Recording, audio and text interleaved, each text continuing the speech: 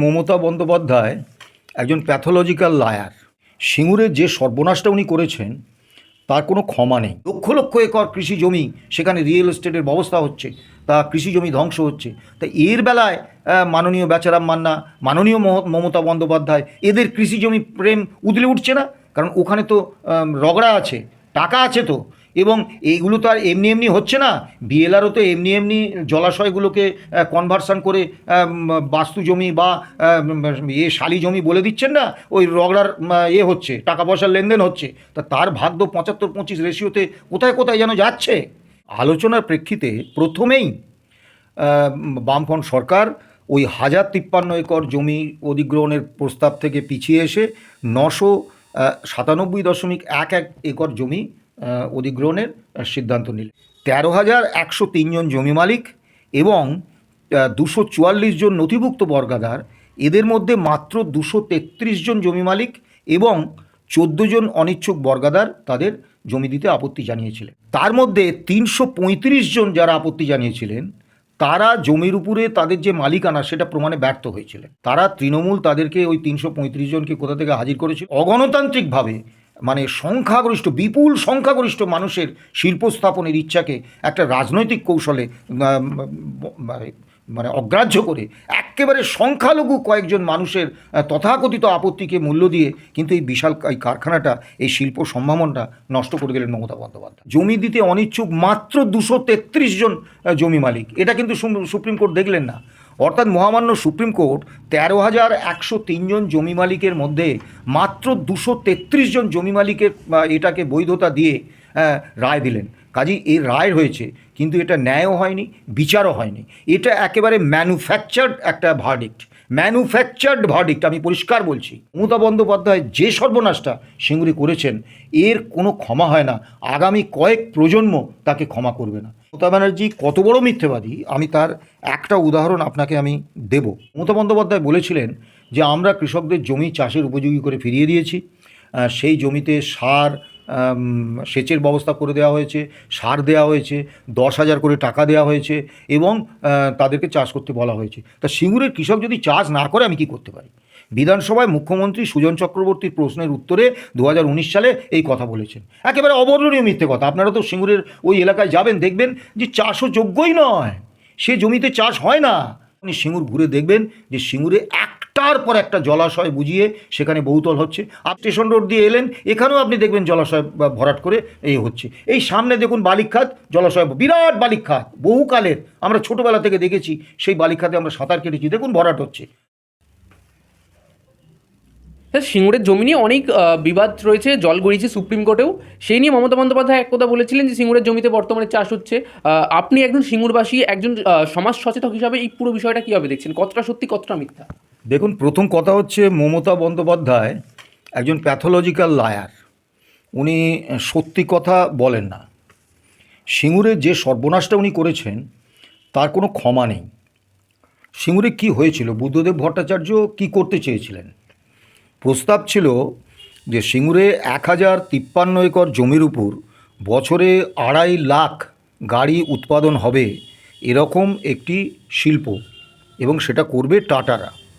তার সঙ্গে 52টা অনুসারী শিল্প, এবং পাশের তেলিপুকুর মৌজায় 200 একর জমির উপর 2,000 ফ্যামিলি থাকতে পারবে এরকম একটা উপনগরী, তার সঙ্গে একটা উন্নত মানের হাসপাতাল,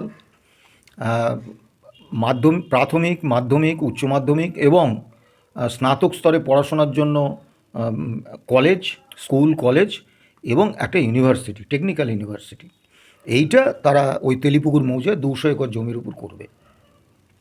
স্বাভাবিকভাবে এইটা যদি, এই প্রকল্পটা যদি সম্পূর্ণ হতো, তাহলে আজকে শুধু সিঙ্গুর নয়, সারা পশ্চিম বাংলায় একটা শিল্পের জোয়ার আসতো। কারণ অটোমোবাইল শিল্পের একটা, বা যে কোনো প্রোডাক্টিভ ইন্ডাস্ট্রির একটা চরিত্র বৈশিষ্ট্য হচ্ছে যে এক জায়গায় হলে সেখানে কিন্তু পর আস্তে আস্তে অন্যান্য শিল্পগোষ্ঠীরাও আসতে থাকে, বিভিন্ন অ্যানসিরিয়ালি ইন্ডাস্ট্রি গড়ে ওঠে, যার ফলে একটা ব্যাপক মানে শিল্পাঞ্চল হয়ে যায়। তা মমতা বন্দ্যোপাধ্যায় তিনি নেমে পড়লেন মাঠে যে 3 ফসলি 4 ফসলি উর্বর জমি সব কেড়ে নেওয়া হচ্ছে, তা এখানে কারখানা করা যাবে না। এখন প্রথম কথা হচ্ছে, এটাই পুরো মিথ্যে কথা। সিঙ্গুরের যে জমিটা অধিগ্রহণ হয়েছে, এবং যখন জমি দিতে এরকম জমি অধিগ্রহণের বিরুদ্ধে আন্দোলন শুরু হলো, তখন কিন্তু তৃণমূল কংগ্রেসের সঙ্গে রাজ্য সরকার কিন্তু আলোচনা করেছে। ডিএমের অফিসে তৎকালীন যিনি বিধায়ক ছিলেন তৃণমূলের রবীন্দ্রনাথ ভট্টাচার্য, তিনি অনেকবার আলোচনা করেছেন। আলোচনার প্রেক্ষিতে প্রথমেই বামফ্রন্ট সরকার ওই 1053 একর জমি অধিগ্রহণের প্রস্তাব থেকে পিছিয়ে এসে 997.11 একর জমি অধিগ্রহণের সিদ্ধান্ত নিলেন। এবং এটা কিন্তু হয়েছিল রবীন্দ্রনাথ ভট্টাচার্য তখন বিধায়ক ছিলেন, তার সঙ্গে আলোচনার ভিত্তিতেই। এবং ওই তেলিপুকুর মৌজায় যে 200 একর জমির উপর যে একটা উপনগরী তৈরির পরিকল্পনা ছিল, সেটা বাতিল করলেন। অর্থাৎ ওই 997.11 একর জমির উপরেই সিঙ্গুরে ওই 2.5 লাখ গাড়ি বছরে উৎপাদনক্ষম টাটাদের শিল্প, মোটর গাড়ি শিল্প, 52টা অনুসারী শিল্প, উপনগরী সবই ওই 997.11 একর জমির উপরে হবে। এখন ওই পুরো জমিটা কিন্তু সবটাই যে 3 ফসলি 4 ফসলি ছিল এরকম নয়, একটা খুব ছোট অংশ 3 ফসলি জমি ছিল, বাকি বেশিরভাগটাই ছিল পতিত জমি, অনাবাদি জমি, কোনোটাতে কোনোবারে একটা ফসল হতো। তা যার ফলে এই মিথ্যাচারটা ছিল। কিন্তু উনি তো কিছু শুনলেন না। এখন একটা আওয়াজ ভাসিয়ে দিলেন একটা, যে 400 একর জমি ফেরত দিতে হবে, 400 একর জমি নাকি অনিচ্ছুকদের।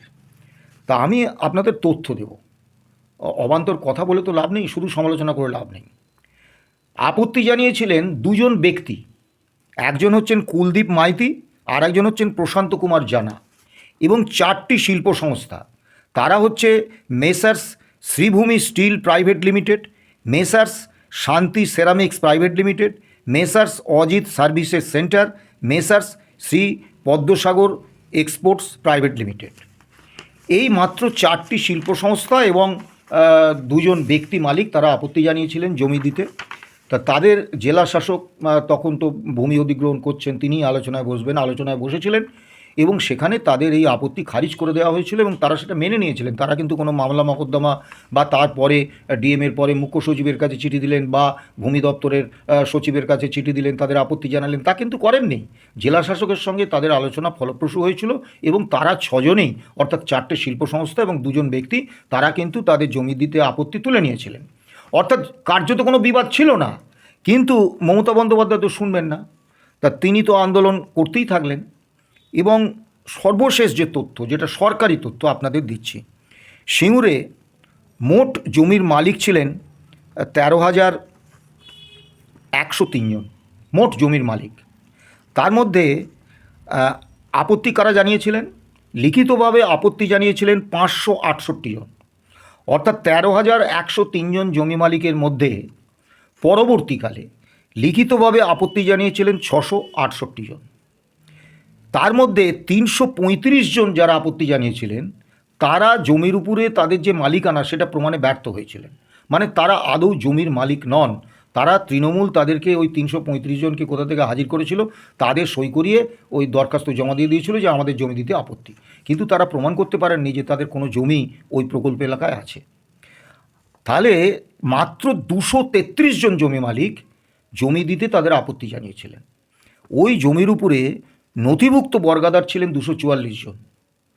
তা মাত্র 14 জন তারা আপত্তি জানিয়েছিলেন যে জমি নেওয়া যাবে না। তাহলে 13,103 জন জমি মালিক এবং 244 জন নথিভুক্ত বর্গাদার, এদের মধ্যে মাত্র 233 জন জমি মালিক এবং 14 জন অনিচ্ছুক বর্গাদার তাদের জমি দিতে আপত্তি জানিয়েছিলেন। বাকিরা সবাই কিন্তু আপত্তি জানাননি, তাদের মত ছিল কারখানা হওয়ার ক্ষেত্রে। অর্থাৎ সরকারি তথ্য বলছে, এটা মমতা বন্দ্যোপাধ্যায় যে মুখ্যমন্ত্রী যে সরকারের, সেই সরকারের সরকারি তথ্য বলছে যে 4.01% জমির 1.77% জমি মালিক এবং 5.73% নথিভুক্ত বর্গাদার তারা আপত্তি জানিয়েছিলেন যে এখানে শিল্প করা যাবে না। কিন্তু 95.99% জমির মালিক, 98.23% জমি মালিক এবং 94.27% নথিভুক্ত বর্গাদার, তারা কিন্তু ওই জমিতে শিল্প স্থাপনের পক্ষে মত প্রকাশ করেছিলেন। এবং অনিচ্ছুক কৃষকদের, অর্থাৎ ওই 233 জন যে অনিচ্ছুক কৃষক জমি দিতে, তাদের জমির পরিমাণটা মাত্র 40 একর। 400 একরের কোনো গল্প নেই। তা কাজেই এই পুরো আন্দোলনটা কিন্তু অনিচ্ছুকদের নিয়ে হয়নি, কারণ অনিচ্ছুকরা নিতান্তই সংখ্যালঘু। কিন্তু মমতা বন্দ্যোপাধ্যায় শুধু প্রচার কৌশলে এবং কিছু বুদ্ধিজীবী ভাড়া করে আনলেন, কিছু শিল্পী সাহিত্যিক, ওই টালিগঞ্জের ঝিঙ্কু মামুনি, তাদেরকে টাকার বিনিময়ে কিছু সমাজকর্মী তাদেরকে নিয়ে এলেন ভাড়া করে, তারা চিৎকার করতে আরম্ভ করলো। এবং সংবাদপত্র তারা কিন্তু বিভিন্ন কর্পোরেট মালিকদের প্ররোচনায় তারা কিন্তু খবর করতে লাগলো, যার ফলে সারা পশ্চিমবাংলা একটা বার্তা রটে গেল যে সিঙ্গুরের সমস্ত মানুষের জমি নাকি কেড়ে নিচ্ছে বামফ্রন্ট সরকার। তা ফল কি হলো? আমি আবারও বলছি যে সিঙ্গুরের কিন্তু 95.99% জমির 98.23% জমি মালিক এবং 94.27% বৈধ অর্থাৎ নথিভুক্ত বর্গাদার, তারা কিন্তু ওই কারখানায় শিল্প স্থাপন করতে চেয়েছিলেন। অর্থাৎ এটা কিন্তু একটা পুরোপুরি মানে অগণতান্ত্রিকভাবে, মানে সংখ্যাগরিষ্ঠ, বিপুল সংখ্যাগরিষ্ঠ মানুষের শিল্প স্থাপনের ইচ্ছাকে একটা রাজনৈতিক কৌশলে মানে অগ্রাহ্য করে একেবারে সংখ্যালঘু কয়েকজন মানুষের তথাকথিত আপত্তিকে মূল্য দিয়ে কিন্তু এই বিশাল এই কারখানাটা, এই শিল্প সম্ভাবনাটা নষ্ট করে গেলেন মমতা বন্দ্যোপাধ্যায়। এবং এটা কোথায় গেল? গুজরাটের সানন্দে। এবার আমি আপনাদের একটা ঘটনা বলি যে আন্দোলনটা কেন করলেন মমতা বন্দ্যোপাধ্যায়। যখন ওই 2006 সালের ডিসেম্বর মাসে যখন ওই ধর্মতলায় 26 দিনের অনশন করছেন মমতা বন্দ্যোপাধ্যায়, 2006 সালের 4 ডিসেম্বর শুরু করেছিলেন, তা তখন রতন টাটা সংস্থার মালিক, তিনি একদম সুনির্দিষ্টভাবে বলেছিলেন যে টাটাদের প্রতিদ্বন্দ্বী শিল্পগোষ্ঠীর অর্থে, পরিকল্পনায় এবং তাদের স্বার্থে সিঙ্গুরে কৃষক আন্দোলনের নামে একটা আন্দোলন পরিচালিত হচ্ছে। ভারতবর্ষে আজ পর্যন্ত কোনো রাজনৈতিক দলের বিরুদ্ধে, কোনো আন্দোলনের বিরুদ্ধে এই রকম ভয়ঙ্কর অভিযোগ কেউ করেনি যে কোনো কর্পোরেট শিল্পগোষ্ঠীর অর্থে, পরিকল্পনায়, তাদের স্বার্থে, তাদের প্ররোচনায় আর একটা কর্পোরেট শিল্পগোষ্ঠীর শিল্প ধ্বংস করার উদ্দেশ্যে একটা রাজনৈতিক আন্দোলন পরিচালিত হচ্ছে, এরকম অভিযোগ কেউ করেননি। এখন আপনি বলতেই পারেন রতন টাটা এই অভিযোগটা মিথ্যে করেছে। এখন সেই সময় ধর্নামঞ্চে পার্থ চট্টোপাধ্যায়, যিনি জেল টেল খাটলেন আর কি, তো উনি ছিলেন তখন তৃণমূলের মহাসচিব। তো উনি ঘোষণা করলেন যে রতন টাটা যদি 48 ঘন্টার মধ্যে তার এই মন্তব্য প্রত্যাহার করে ক্ষমা না চান, তাহলে তার বিরুদ্ধে তারা আইনি ব্যবস্থা নেবেন, কারণ এটা তারা সহ্য করবেন না। এবং তখনকার মদন মিত্র, তিনি বললেন টাটাদের পণ্য বয়কট করার আহ্বান রাখলেন। তারপরে এই পার্থ চ্যাটার্জির ঘোষণার পরে রতন টাটাজি আরও 5 বার আরও সুনির্দিষ্টভাবে একই বক্তব্য রাখলেন। কিন্তু ওই তৃণমূল কংগ্রেস, মমতা বন্দ্যোপাধ্যায় বা পার্থ চট্টোপাধ্যায়, তারা মামলা করা রতন টাটার বিরুদ্ধে তো দূরস্থান, তারা একটা বটতলার উকিলের একটা নাম কাওয়াস্তে একটা চিঠিও দিতে পারলেন না। এবং টাটাদের পণ্য বয়কট করার কোনো আন্দোলন কিন্তু হলো না। তারা নীরবে এই অভিযোগটা হজম করে নিলেন। অভিযোগের সত্যতা ছিলই বলেই কিন্তু তারা হজম করে নিয়েছেন। তা এবং এর ফলে কি হলো? আপনি প্রথমেই একটা কথা বলছিলেন, মামলায় তো বলে দিয়েছে সব ঠিক আছে। এখন মামলায় 2016 সালের 31শে আগস্ট মহামান্য সুপ্রিম কোর্টের মাননীয় বিচারপতি অরুণ কুমার মিশ্র এবং ডি গোপাল গৌড়ার বেঞ্চ নির্দেশ দেন যে ওখানে জমি অধিগ্রহণ সঠিক হয়নি, জমি সব পূর্বতন মালিকদের জমি ফেরত দিতে হবে। এখন মুশকিল হচ্ছে, তৃণমূল কংগ্রেস কিন্তু এই মামলাটা করেনি। মামলাটা করেছিলেন কেদারনাথ যাদব নামে এক ব্যক্তি। এবং এই মামলায় যতদিন বাম সরকার ছিলেন ততদিন কিন্তু বামফ্রন্ট এই মামলা পরিচালনা করেছেন এবং তাদের পরিচালনার লক্ষ্যটাই ছিল যে জমি অধিগ্রহণ যে বৈধ এটা দেখানো। কিন্তু তারপরে 2011 পরে তো মমতা বন্দ্যোপাধ্যায় সরকারে এলেন, তখন সরকারে কিন্তু মমতা বন্দ্যোপাধ্যায়ের নির্দেশই শেষ কথা। তাই রাজ্য সরকার কিন্তু সুপ্রিম কোর্টে এই মামলাটা সেইভাবে লড়লেন না, বরঞ্চ এমনভাবে চেষ্টা করলেন যাতে মামলাটা রাজ্য সরকার হেরে যায়। এই মামলায় কিন্তু হেরেছে রাজ্য সরকার। মমতা বন্দ্যোপাধ্যায় যে সরকারের মুখ্যমন্ত্রী, ওনার লজ্জা বোধ নেই, নির্লজ্জ, ওই জন্যে উনি কোর্টের রায় নিয়ে উল্লাস প্রকাশ করেন। হেরেছে কিন্তু মমতা ব্যানার্জি যে মুখ্যমন্ত্রী, যে সরকারের, সেই রাজ্য সরকার হেরেছে। এবার এই মামলাটার সম্পর্কে আমাদের যথেষ্ট সন্দেহ আছে। কেন?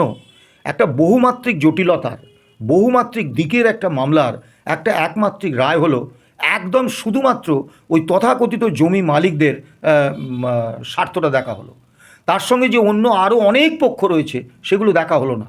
সুপ্রিম কোর্ট কিন্তু দেখলেন না যে জমি দিতে অনিচ্ছুক মাত্র 233 জন জমি মালিক, এটা কিন্তু সুপ্রিম কোর্ট দেখলেন না। অর্থাৎ মহামান্য সুপ্রিম কোর্ট 13,103 জন জমি মালিকের মধ্যে মাত্র 233 জন জমি মালিকের এটাকে বৈধতা দিয়ে রায় দিলেন। কাজেই এই রায় হয়েছে, কিন্তু এটা ন্যায়ও হয়নি, বিচারও হয়নি। এটা একেবারে ম্যানুফ্যাকচার্ড একটা ভার্ডিক্ট, ম্যানুফ্যাকচার্ড ভার্ডিক্ট, আমি পরিষ্কার বলছি। এবং মজার ব্যাপার হচ্ছে এই মামলা চলাকালীন সময়ে অনারেবল জাস্টিস অরুণ কুমার মিশ্র তিনি সারা মামলা জুড়ে শুনানিতে বারবার বলে গেছেন যে রাজ্য সরকার অর্থাৎ বামফ্রন্ট সরকার জমি অধিগ্রহণ করেছে, তাতে কোনো অনিয়ম নেই, সঠিকভাবে জমি অধিগ্রহণ করেছে, শিল্পের স্বার্থে জমি অধিগ্রহণ না করলে শিল্প হবে কোথায়, সব সময় সারা মামলাটা জুড়ে বলে গেলেন সব ঠিক আছে। অনারেবল জাস্টিস ডি গোপাল গৌড়া তিনি বললেন যে শিল্প উন্নয়ন নিগম টাকা মিটিয়েছে, এটা সরকারি সংস্থা নয়, কাজেই জমি ভূমি অধিগ্রহণ বাতিল, এবং ওখানে নাকি টাটাদের প্রয়োজন পড়িয়েছে। এখন খুব বিনীতভাবে মাননীয় বিচারপতি ডি গোপাল গৌড়ার সম্মান বজায় রেখেই বলছি যে সুপ্রিম কোর্টের চেয়ারে এমন একজন বিচারপতি বসে আছেন এবং যিনি এত বড় একটা গুরুত্বপূর্ণ মামলার রায় দিচ্ছেন, এটা দেশের দুর্ভাগ্য। যিনি জানেন না যে পশ্চিমবঙ্গ রাজ্য শিল্পোন্নয়ন নিগম হচ্ছে পশ্চিমবঙ্গ সরকারেরই একটা সংস্থা, এটা তিনি জানেন না। তা যার ফলে এই রায়টা যে পরিকল্পিতভাবে দেয়া হয়েছে এই ব্যাপারে আমাদের কোনো সন্দেহ নেই। এবং মজার ব্যাপার দেখুন, টাটাদের মতো শিল্পগোষ্ঠী তারা কিন্তু সারা ভারতবর্ষে অনেক জমি তাদের মালিকানায় আছে, সে জমিতে তারা এখনও কারখানা করেননি, অব্যবহৃত অবস্থায় পড়ে আছে, আমাদের পাশের রাজ্য উড়িষ্যাতেই আছে, কিন্তু তারা জমি কিন্তু তারা ছাড়েন না। তো এখানে তারা এই রায়ের বিরুদ্ধে কোনো পাল্টা মামলা করলেন না। এটা হচ্ছে আউট অফ কোর্ট টাটা এবং মমতা বন্দ্যোপাধ্যায়ের মধ্যে একটা অপ্রকাশ্য চুক্তি। এ নিয়ে এই কাজে এই রায় নিয়ে উৎফুল্ল হওয়ার মতো কিছু নেই। এবারে দেখুন আলটিমেট বেনিফিশিয়ারি কে হলো? আলটিমেট বেনিফিশিয়ারি কিন্তু মমতা ব্যানার্জি তার অকৃত্রিম বন্ধু নরেন্দ্র মোদীর গুজরাটে সানন্দে এই কারখানাটাকে পাঠিয়ে দিলেন। এবং সানন্দে এই দেখছিলাম বেচারাম মান্না মন্ত্রী, তারপরে ওই শশী পাঁজা, এনারা সব বলছিলেন, আমার খুব অবাক লাগলো যে তারা বলছেন ওখানে তো ন্যানোর উৎপাদন বন্ধ হয়ে গেছে। এখন মিথ্যা এক জিনিস, আর অর্ধসত্য কিন্তু মিথ্যার থেকেও ভয়ঙ্কর। হ্যাঁ, ঠিকই বলেছেন, গুজরাটে ন্যানো মোটর গাড়ি বাণিজ্যিকভাবে সফল হয়নি, গুজরাটের সানন্দে ন্যানোর উৎপাদন বন্ধ হয়ে গেছে। কিন্তু যে কথাটা বলেননি যে ওই টাটাদের ওই মোটর গাড়ি কারখানা তারা কিন্তু অন্য মোটর গাড়ি উৎপাদন করছে ওখানে, এবং টাটাদের ওই মোটর গাড়ি কারখানাকে কেন্দ্র করে গোটা সানন্দ জুড়ে একটা অটোমোবাইল হাব তৈরি হয়ে গেছে, এবং সেখানে প্রচুর কর্মসংস্থান হয়েছে, একটা প্রাণচঞ্চল শহর হয়ে উঠেছে। এবং এই পশ্চিমবাংলা থেকে অন্তত 4 থেকে 5,000 মানুষ সেই সানন্দে কিন্তু কাজ করছেন, তাদের কর্মসংস্থানটা হচ্ছে। অর্থাৎ সিঙ্গুরেও যদি এটা হতো তাহলে কিন্তু শুধু সিঙ্গুরের নয়, সারা পশ্চিম বাংলার একটা ব্যাপক কর্মসংস্থান হতো। কারখানা এবং 52টা অনুসারী শিল্প, একটা নয়, তাদের চাহিদা মেটাতে বিভিন্ন দোকান পাট বাজার ঘাট হতো। অর্থাৎ এলাকার একটা ব্যাপক উন্নয়ন হতো, কর্মসংস্থান হতো, শিল্প গড়ে উঠত, এবং তাদের দেখে ওই সানন্দের মতোই এখানেও আরও বিভিন্ন শিল্পগোষ্ঠী তারা এসে শিল্প করতেন। এবারে ফল কি হলো? ফলটা কিন্তু হয়েছে ভয়ঙ্কর। পশ্চিমবাংলায় দেখবেন গত 2011 থেকে আজ পর্যন্ত কার্যত শিল্পে কোনো বিনিয়োগ নেই। আমাদের মমতা বন্দ্যোপাধ্যায় মাঝে মাঝেই বছরে 1 বা 2 করে শিল্প সম্মেলন করেন, নাম দেন বিশ্ববঙ্গ শিল্প সম্মেলন, সেখানে নাচাগানা করেন উনি। তারপরে খাওয়া দাওয়া হয়, তরল পদার্থেরও ঢালাও ব্যবস্থা আছে। কিন্তু মুশকিল হচ্ছে শিল্পপতিরা ওখানে হাসি হাসি মুখ করে অনেক কথা বলেন, কিন্তু বিনিয়োগটি করেন না। এবং পরিস্থিতিটা এত ভয়ঙ্কর যে মমতা ব্যানার্জি গেলেন বার্সেলোনা, সঙ্গে ট্যাকে করে সৌরভ গঙ্গোপাধ্যায়কে নিয়ে গেলেন। ওখানে একজন শিল্পপতিকে দিয়েও ঘোষণা করাতে পারলেন না, শুধু ঘোষণা যে আমরা পশ্চিমবঙ্গে বিনিয়োগ করব। শেষকালে কি করবেন? সৌরভ গাঙ্গুলিকে দিয়ে ঘোষণা করালেন উনি নাকি শালবনীতে একটা ইস্পাত কারখানা করবেন। এখন সৌরভ গাঙ্গুলিকে আমি ক্রিকেটার বলে জানতাম, তিনি টিভিতে অ্যাঙ্কারিং করেন সেটাও জানতাম, কিন্তু সৌরভ গাঙ্গুলি যে শিল্পপতি এটা ভাই আমি জানতাম না। তা সৌরভ গাঙ্গুলি এই ঘোষণাটা তো কলকাতাতে বসেই করতে পারতেন। তার জন্য তাকে সরকারি খরচে বার্সেলোনা উড়িয়ে নিয়ে যাওয়ার দরকার কী ছিল? এবং আপনি খোঁজ নেবেন, আজও ওই শালবনির তথাকথিত ইস্পাত কারখানায় একটা ইঁটও গাঁথা হয়নি। কাজেই শিল্পপতিরা বিনিয়োগ করবেন, দিনের শেষে শিল্পপতি বা বিনিয়োগকারীরা কিন্তু দেখবেন আমাদের বিনিয়োগটার সুরক্ষিত কিনা, আমরা এই বিনিয়োগ করে লাভ পাবো কিনা, এবং শেষ পর্যন্ত কোনো আন্দোলনে আমাদের এই বিনিয়োগটা একেবারে জলে চলে যাবে না তো। এইটা হচ্ছে বিনিয়োগকারীদের মূল লক্ষ্য, যে প্রফিট ম্যাক্সিমাইজেশন। অন্য কিছু নেই, ওই নাচ গান করে ওই গল্পগুজব করে কিন্তু শিল্প আসে না, যার ফলে পশ্চিম বাংলায় কিন্তু কোনো বিনিয়োগ নেই, যার ফলে বেসরকারি সংস্থায় কোনো কর্মসংস্থান নেই। এবং পশ্চিমবাংলার অবস্থাটা কি ভয়ঙ্কর হয়ে গেছে দেখুন, যে সরকারি বিভিন্ন পদে পশ্চিমবঙ্গ সরকারের রাজ্য সরকারি কর্মচারীদের 2,64,000 পদ শূন্য, পুলিশের রাজ্য পুলিশের 53,000 পদ শূন্য, কলকাতা পুলিশের 10,553টি পদ শূন্য, কলকাতা কর্পোরেশনে 34,000 পদ শূন্য, পঞ্চায়েতগুলোতে 31,000 পদ শূন্য, উচ্চ মাধ্যমিক স্তর পর্যন্ত সরকার পোষিত স্কুলগুলোতে 3,98,290টা পদ শূন্য, এবং উচ্চ মাধ্যমিক পরবর্তী স্তরে অনুমোদিত পদের অন্তত 60% পদ শূন্য। বিভিন্ন যে আন্ডারটেকিংস, সেই আন্ডারটেকিংসগুলোতে অনুমোদিত পদের 70 থেকে 80% শূন্য। এই যে প্রায় 7 লক্ষাধিক সরকারি পদে মমতা বন্দ্যোপাধ্যায় কোনো নিয়োগ করছেন না। আবার অন্যদিকে শিল্পে কোনো বিনিয়োগ নেই, যার ফলে শিল্প কলকারখানায় কোনো কর্মসংস্থান হচ্ছে না। তাহলে আমার এই বাংলার যে মানুষ, তার 65% বয়স হচ্ছে 34 বছরের নিচে, তারা কাজের বাজারে তারা কাজ খুঁজছেন, তারা কি করবেন? তারা মরিয়া হয়ে বিভিন্ন রাজ্যে তারা কাজ খুঁজতে যাচ্ছেন। এবং অত্যন্ত দুর্ভাগ্যের বিষয় যে বিজেপি শাসিত রাজ্যগুলোতে বাংলা ভাষায় কথা বলার অপরাধে তাদের বাংলাদেশি চিহ্নিত করে তাদের উপর ভয়ঙ্কর অত্যাচার হচ্ছে। এবং শুধু তাই নয়, এ পর্যন্ত অন্তত 17 জনের প্রাণ গেছে। আমার সিঙ্গুরেরই একটি ছেলে গত পরশুর আগের দিন তাকে উত্তরপ্রদেশে মেরে ফেলা হয়েছে। তাহলে বাংলার বেকার ছেলেরা যাবে কোথায়? মমতা বন্দ্যোপাধ্যায় যে সর্বনাশটা সিঙ্গুরে করেছেন, এর কোনো ক্ষমা হয় না। আগামী কয়েক প্রজন্ম তাকে ক্ষমা করবে না। এবং আপনি দেখবেন নন্দীগ্রামেও কিন্তু একই মিথ্যার বেশাতি করা হয়েছিল। নন্দীগ্রাম সম্পর্কে আমি নিজে কিছু বলবো না, মমতা বন্দ্যোপাধ্যায় নিজে বললেন, বারবার বললেন, একবার নয়, যে নন্দীগ্রামে ওই যে চটি পুলিশ যারা নৃশংস গণহত্যা করেছিল, এবং সেই সময় আমরাও এই গণহত্যার, এই তথাকথিত গণহত্যার বিরুদ্ধে আমরা মিছিল করেছি, মিটিং করেছি, মহাকরণে বিপুল মানুষ নিয়ে মিছিল হয়েছে। সেই মিছিলে আমি নিজে নেতৃত্ব দিয়েছি, কারণ তখন বিশ্বাস করেছি নন্দীগ্রামে বুদ্ধদেব ভট্টাচার্যের পুলিশ নিরীহ মানুষদের এইভাবে গুলি চালিয়ে খুন করেছে। কিন্তু মমতা ব্যানার্জি আজকে বলছেন যে না, ওটা বুদ্ধদেব ভট্টাচার্যের পুলিশ ছিল না, আদৌ কোনো পুলিশ ছিল না, ওটা হচ্ছে বাপ ব্যাটার গুন্ডা বাহিনী, মানে শুভেন্দু অধিকারী আর শিশির অধিকারী। আমি বলছি না। মজার ব্যাপার দেখুন, শুভেন্দু অধিকারী বা শিশির অধিকারী কিন্তু এই কথার কোনো প্রতিবাদ আজ পর্যন্ত করেননি। উল্টে শিশির অধিকারী বললেন, আরে ও তো মমতার নির্দেশেই হয়েছে। সোনালী গুহ তৃণমূল নেত্রী ছিলেন, মমতার ছায়াসঙ্গী ছিলেন, তিনি বলছেন যে অস্ত্র এবং গুন্ডাদের টাকা পয়সা দেওয়ার জন্য শিশির অধিকারী নাকি 3টে পেট্রোল পাম্প বিক্রি করেছিলেন। হ্যাঁ, অর্থাৎ এটা তারা বলছেন। আবার শুভেন্দু অধিকারী বলছেন যে জ্ঞানেশ্বরী যে হত্যাকাণ্ড, যেখানে প্রায় 115 জন মানুষ মারা গিয়েছিলেন এবং অসংখ্য আহত হয়েছিলেন, এবং শুধু তাই নয়, ওই 115 জন যারা মারা গেছেন তাদের অধিকাংশ আজও কোনো ডেথ সার্টিফিকেট পাননি, যার ফলে তাদের উত্তরাধিকারীরা তাদের যে এলআইসি, তাদের ব্যাংকে জমা টাকা, এগুলো তুলতে পারেননি, এবং তাদের নামে যে ভূসম্পত্তি আছে, বাড়ি ঘর, সেগুলো তারা কিন্তু তাদের নামে চিহ্নিত করতে পারেননি। একটা অবর্ণনীয় কষ্ট।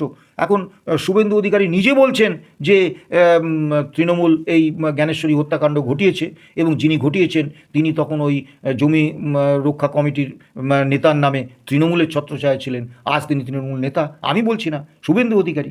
অর্থাৎ মমতা বন্দ্যোপাধ্যায় কর্পোরেটদের প্ররোচনায়, কর্পোরেটদের থেকে অর্থ নিয়ে এক শ্রেণীর বুদ্ধিজীবী ভাড়া করে তাদেরকে নিয়ে কিন্তু সিঙ্গুর এবং নন্দীগ্রামে একটা ধ্বংসযজ্ঞ চালিয়ে আগামী কয়েক প্রজন্মের জন্য সিঙ্গুরটাকে শেষ করে দিলেন। এবং এই কদিন আগে দেখলাম ওই মেয়েটি, ওর নামটা কি আমি ভুলে যাচ্ছি, যে সিঙ্গুরে মারা গেল, তাপসী মালিক, ওনার মৃত্যুদিন পালন করা হলো এবং খুব শোকটোক জানালেন। আজকেও তাপসী মালিকের বাবা বলছেন যে তাপসী মালিকের আসল হত্যাকারীরা আজও ধরা পড়েনি। এবং দেখুন, বুদ্ধদেব ভট্টাচার্য তখন মুখ্যমন্ত্রী, ব্যাপক আন্দোলন হচ্ছে যে তাপসী মালিককে খুন করেছে সিপিএম, তা সিবিআই তদন্ত চাই। বুদ্ধদেব ভট্টাচার্য কিন্তু এক কথায় সিবিআই তদন্ত দিয়ে দিয়েছিলেন। এবং দুর্ভাগ্যের বিষয়, যে অফিসার এই তদন্তের দায়িত্বে পেয়েছিলেন পার্থসারথী দত্ত, তিনি ছিলেন একজন দুর্নীতিগ্রস্ত অফিসার। তাকে পরে সিবিআই গ্রেপ্তার করে এবং তার ফ্ল্যাট থেকে প্রচুর টাকা সোনা উদ্ধার হয়। তা এই পার্থসারথী দত্তকে টাকা খাইয়ে একটা মানে সিপিএম নেতা সুজিত বরণ দত্ত, তাকে এই তাপসী মালিক হত্যা এবং ধর্ষণ মামলায় দোষী সাব্যস্ত করা হয়। এবং তার ইচ্ছার বিরুদ্ধে সিবিআই নিয়ম হচ্ছে যে নার্কো অ্যানালিসিস টেস্ট করতে গেলে যার করা হচ্ছে তার কিন্তু অনুমতি প্রয়োজন। সুজিত দত্তের বিনা অনুমতিতে তাকে নার্কো অ্যানালিসিস টেস্ট করা হয় এবং ওই নার্কো অ্যানালিসিস টেস্টে নিশ্চয়ই এমন কিছু রাসায়নিক মিশিয়ে তার দেহেতে দিয়ে দেওয়া হয়েছিল যে তিনি জেল থেকে ফিরে মানে আমৃত্যু ভয়ঙ্কর অসুস্থ হয়ে রইলেন। তার সারা গায়ে চর্মরোগ, সেখান দিয়ে রস বেরোচ্ছে, এক অসহনীয় অবস্থা, চোখে দেখা যায় না। এবং সেটা কিন্তু বহু চিকিৎসা করেও ভালো হলো না। মানে ওই নার্কো অ্যানালিসিস টেস্টের সময় ওই তরলের সঙ্গে এমন কিছু রাসায়নিক মিশিয়ে দেওয়া হয়েছিল যে মানুষটা মানে অবর্ণনীয় কষ্ট সহ্য করে মৃত্যুবরণ করলেন। এখন আমার এখানে দুটো প্রশ্ন। ধরে নিলাম সুজিত দত্তই এই খুন এবং ধর্ষণ করেছেন। পিজির তৎকালীন যে ফরেন্সিক বিভাগের অধ্যাপক গুপ্তা, তিনি যে পোস্টমর্টেম রিপোর্টটা দিয়েছিলেন, আমি মমতা ব্যানার্জিকে চ্যালেঞ্জ করছি, ওই পোস্টমর্টেম রিপোর্ট আমার কাছে আছে, তার কপি। আমি মমতা ব্যানার্জিকে চ্যালেঞ্জ করছি, উনি পোস্টমর্টেম রিপোর্টটা প্রকাশ করুন। সেখানে কি বলা আছে বলুন। সেখানে কিন্তু বলা আছে যে আদৌ ওই তাপসী মালিক কিন্তু ধর্ষিতা হননি। আর যেটা বলা আছে সেটা আমি বলতে চাইছি না বা বলছি না, আপনারা দেখে নিতে পারেন। ভাস্করানন্দ রায় বলে এক ভদ্রলোক, গোঘাটের বাসিন্দা, তিনি একটা বই লিখেছেন সিঙ্গুর সম্পর্কে, সেখানে এই রিপোর্টটা কিন্তু তিনি তুলে ধরেছেন। আমিও একটা বই সিঙ্গুর নিয়ে লিখেছি, সিঙ্গুর আন্দোলন বাস্তব এবং কল্পনা প্রচার। সেখানে কিন্তু আমি এই রিপোর্টটা দিইনি আমার কাছে থাকা সত্ত্বেও, কারণ আমার মনে হয়েছে যে তাপসী মালিক অল্প বয়সী একটি মেয়ে, সে আমারও কন্যা সম। তা মৃত্যুর পরে তাকে নিয়ে কোনো অসম্মানজনক কিছু হোক, এটা আমি চাইনি, এটা মনে হয়েছে যে সঠিক নয়। কিন্তু মমতা ব্যানার্জিকে আমি চ্যালেঞ্জ করছি, আপনি ওই পোস্টমর্টেম রিপোর্টটা প্রকাশ করুন।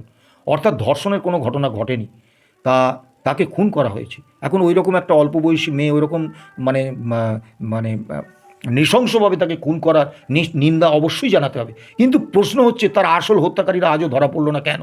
আর সুজিত দত্ত যদি সত্যিই এই ঘটনার সঙ্গে যুক্ত থাকতেন, তাহলে সুজিত দত্তকে কলকাতা হাইকোর্ট জামিন দিয়েছিল। সেই জামিন খারিজের দাবিতে কেন আদালতে একটা মামলাও তৃণমূল সরকার করলো না? তারা তো করতে পারত।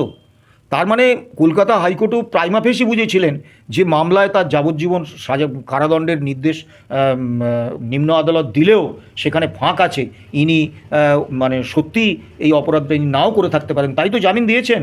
তাহলে আমি ধরে নিলাম যে সুজিত দত্ত এই জঘন্য কাজটা করেছে।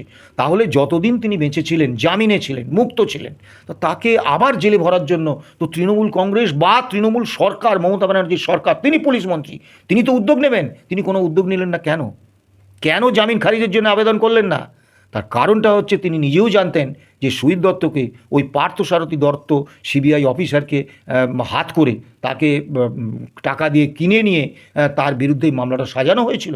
এখন একটা নিরীহ নিরপরাধ রাজনৈতিক ব্যক্তিত্ব, তাকে কলঙ্কের একটা কালি লাগিয়ে দেওয়া হলো এবং তার বাকি জীবনটা অবর্ণনীয় কষ্টে কাটানো হলো।